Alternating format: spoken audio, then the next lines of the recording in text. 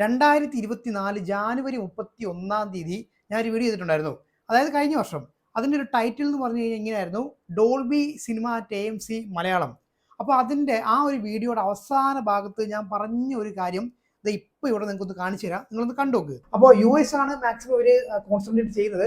അപ്പോൾ മറ്റ് രാജ്യങ്ങളിലേക്ക് വ്യാപിക്കാനുള്ള ഒരു ഗംഭീര ശ്രമം തന്നെയാണ് ഡോൾബിയുടെ ഭാഗത്തു നിന്നും അതുപോലെ AMCയുടെ ഭാഗത്തു നിന്നൊക്കെ സംഭവിച്ചുകൊണ്ടിരിക്കുന്നത്. നമ്മുടെ ഇന്ത്യയുടെ കാര്യം നോക്കുവാണെങ്കിൽ ഇപ്പോൾ സാംസങ് ഒണിക്സ് ഒക്കെ ഇങ്ങനെ വ്യാപകമായിക്കൊണ്ടിരിക്കുന്ന ഒരു സമയമാണല്ലോ. അപ്പോൾ അതുകൊണ്ട് തന്നെ നമുക്കും ഒരു ഡോൾബി സിനിമ പ്രതീക്ഷിക്കാവുന്ന കാര്യം തന്നെയാണ് കേട്ടോ. യെസ് ഗൈസ്, അത് സംഭവിച്ചിരിക്കുകയാണ്. എന്തൊക്കെയാണ് നമ്മുടെ കൊച്ചു കേരളത്തിൽ സംഭവിക്കുന്നുള്ള കാര്യം ഒരു ഐഡിയ ഇല്ല. അതായത് ഒരു വർഷം കൊണ്ട് അന്ന് ഞാൻ ആ പറഞ്ഞ എൻ്റെ ഒരു ആഗ്രഹം ഇപ്പോൾ അത് അത് അത് അത് അത് സംഭവിച്ചിരിക്കുകയാണ് ഗൈസ്. അങ്ങനെ ഡോൾബി സിനിമ നമ്മുടെ കൊച്ചു കേരളത്തിൽ വന്നിരിക്കുകയാണ്. എനിക്ക് സത്യം പറഞ്ഞാൽ വിശ്വസിക്കണമെന്നുണ്ട്, വിശ്വസിക്കേണ്ടെന്നുണ്ട്. കാര്യം ഇമോഷൻസ് ഒക്കെ കുറച്ച് എക്സാജറേറ്റ് ചെയ്ത് കൺവേ ചെയ്യേണ്ട ഒരു അവസ്ഥയിലാണ് ഇപ്പോൾ ഞാൻ ഇരിക്കുന്നത് കേട്ടോ.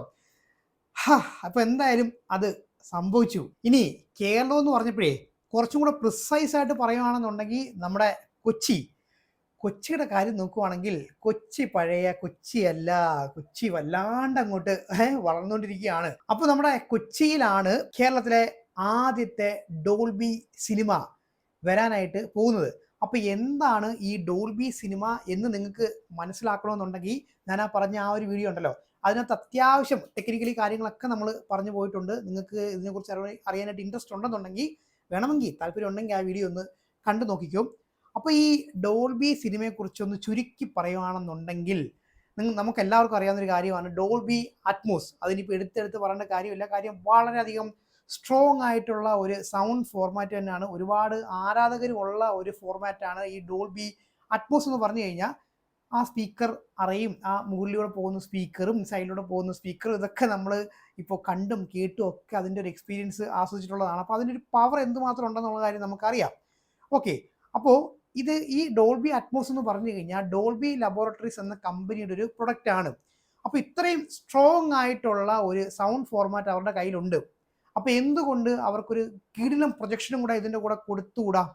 അങ്ങനെ കൊടുക്കുകയാണെന്നുണ്ടെങ്കിൽ ഈ ഒരു സിനിമ പ്രൊജക്ഷൻ ഫീൽഡ് അവരുടെ കയ്യിലേക്ക് എന്തുകൊണ്ട് വന്നുകൂടാ? അപ്പം അങ്ങനെ ഒരു ചിന്തയിൽ നിന്നാണ് ഈ ഒരു ഡോൾബി സിനിമ എന്ന് പറഞ്ഞ ആശയം ഉടലെടുത്തത് കേട്ടോ.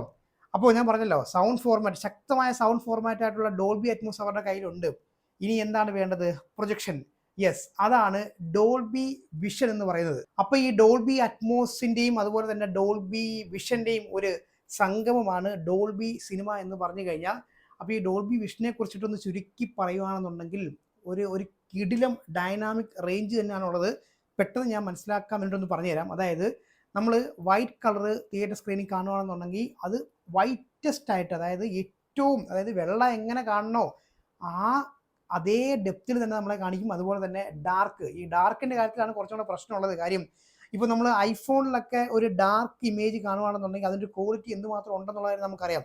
അപ്പോൾ ഏതാണ്ട് അതിനേക്കാളും മെച്ചപ്പെട്ട രീതിയിൽ ഡാർക്കിനെ എത്രത്തോളം ഡാർക്കായിട്ട് കാണിക്കാൻ പറ്റുമോ അത്രത്തോളം ഡാർക്കായിട്ടാണ് കാണിക്കുന്നത്. പിന്നെ മറ്റ് കളേഴ്സിൻ്റെ കാര്യം ഒന്നും ഞാൻ പറയേണ്ട കാര്യമില്ല. ഓക്കെ, അപ്പോൾ അത്രയധികം കിടിലും ഒരു പ്രൊജക്ഷനാണ് നമ്മുടെ ഈ ഒരു ഡോൾബി വിഷൻ വഴി നമുക്ക് സാധ്യമാകുന്നത്. അപ്പോൾ ഇത് എങ്ങനെ സാധ്യമാകുന്നു എന്ന് ചോദിക്കുകയാണെന്നുണ്ടെങ്കിൽ ഇവിടെ പ്രവർത്തിക്കുന്നത് ഒരു പ്രൊജക്ടറല്ല, 2 പ്രൊജക്ടറാണ്. അത് ആരാന്നറിയോ? നമുക്കൊക്കെ കേട്ട് പരിചയമുള്ള നമ്മുടെ ക്രിസ്റ്റി എന്ന് പറഞ്ഞ ആ ഒരു ബ്രാൻഡിൻ്റെ 4K ലേസർ പ്രൊജക്ഷൻ. അതും 2 4K ലേസർ പ്രൊജക്ഷനാണ് ഇതിന് വേണ്ടിയിട്ട് ഉപയോഗിക്കുന്നത്.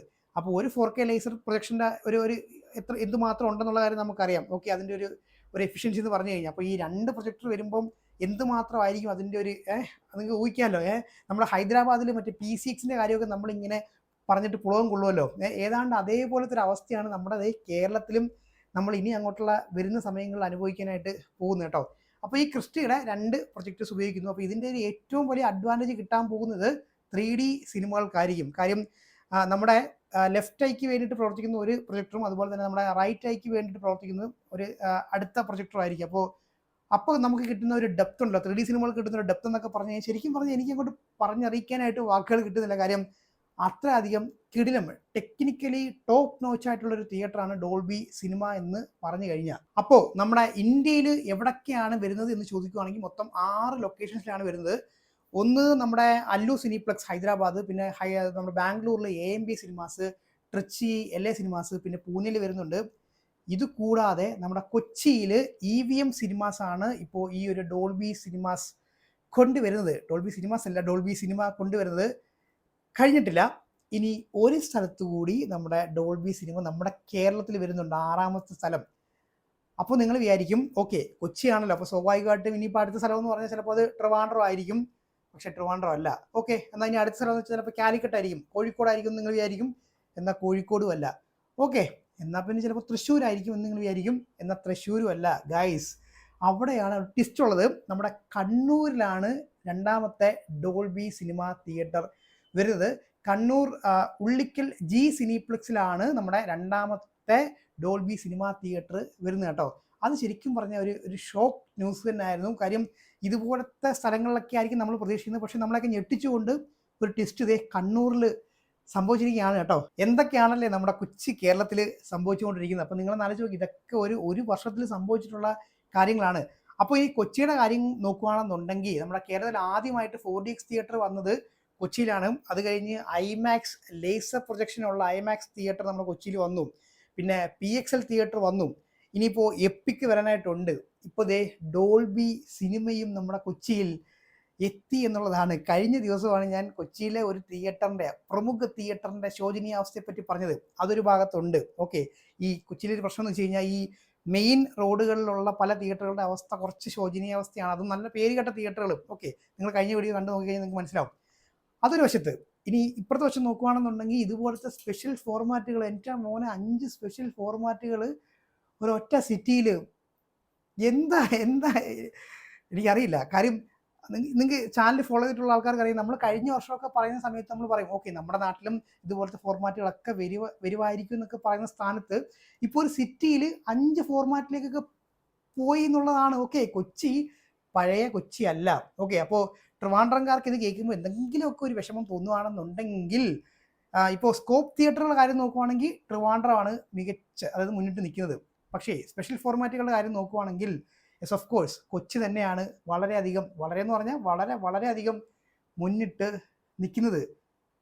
എന്തായാലും വേറെ ലെവൽ അപ്ഡേറ്റ് ആയിരുന്നു അല്ലേ. ഈ ഒരു അവസരത്തിൽ എനിക്ക് നിങ്ങളോട് പറയാനുള്ള ഒരു കാര്യം എന്ന് വെച്ച് കഴിഞ്ഞാൽ, ഇപ്പോൾ നിങ്ങൾക്ക് ജീവിതത്തിൽ വളരെയധികം നിരാശയും വിഷമവും ഒക്കെ ആയിട്ട് നിങ്ങൾ നിൽക്കുകയാണെന്നുണ്ടെങ്കിൽ നിങ്ങൾ മനസ്സിലാക്കേണ്ട ഒരു കാര്യം, ഒരു വർഷമോ അല്ലെങ്കിൽ 2 വർഷമൊക്കെ മതി നമ്മുടെ ജീവിതത്തിലും വലിയ മാറ്റങ്ങളൊക്കെ സംഭവിക്കാനായിട്ട്. അപ്പോൾ അതുകൊണ്ട് ശുഭപ്രതീക്ഷയോടുകൂടി മുന്നോട്ടേക്ക് പോവുക.